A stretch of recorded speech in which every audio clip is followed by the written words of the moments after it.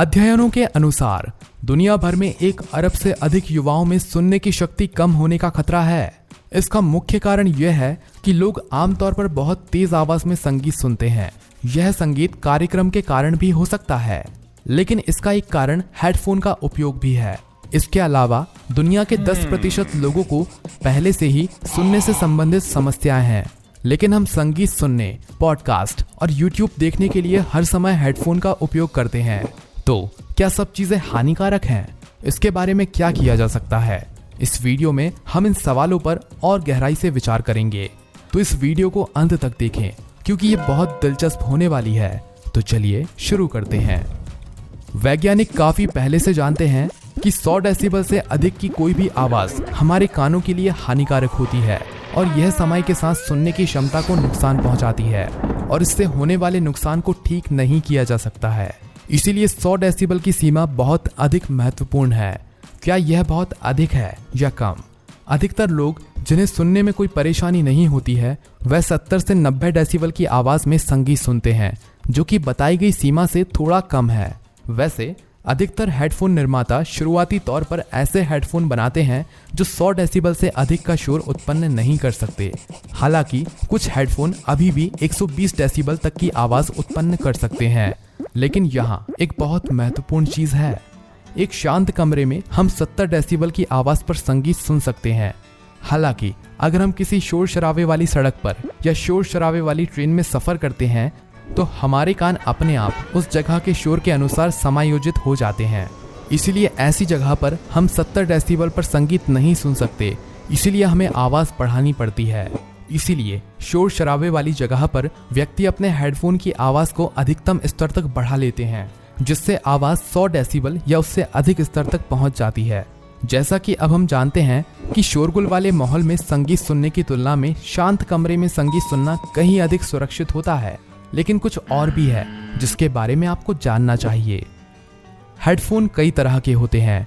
पहला है ear plug, जो छोटे छोटे होते हैं जिन्हें कान के अंदर डाला जाता है, और कुछ ऐसे हेडफोन हैं जो इतने बड़े होते हैं कि उन्हें कान के बाहर पहना जाता है। इसीलिए दूसरी तरह के हेडफोन ज्यादा सुरक्षित होते हैं, और ऐसा इसीलिए है क्योंकि इनकी मुख्य बात यह है कि दोनों हेडफोन की आवाज के समान स्तर पर बड़े हेडफोन भौतिक रूप से ईयर ड्रम से अधिक दूर होंगे, जिसके कारण इससे होने वाला नुकसान काफी कम हो जाएगा। छोटे एयर प्लग कान के भीतर फिट किए जाते हैं, जिसके कारण बहुत करीब से कान के पर्दे पर असर डालते हैं, जिसके परिणाम स्वरूप वह हमारी सुनने की क्षमता को कई अधिक नुकसान पहुंचाते हैं। कुछ मोटे हिसाब किताब हैं। अगर हम 80 डेसिबल पर संगीत सुनते हैं तो हम कई घंटों तक हेडफोन पहन सकते हैं।